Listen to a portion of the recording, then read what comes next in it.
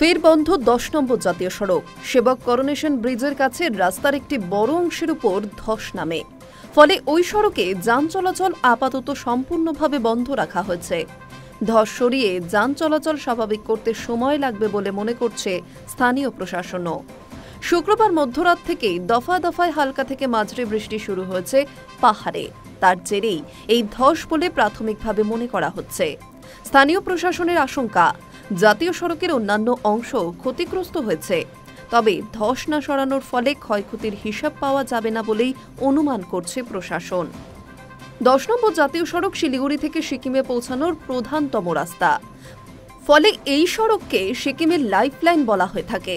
ফলে এই সড়ক বন্ধ থাকায় অনেকেই দুর্ভোগে পড়বেন।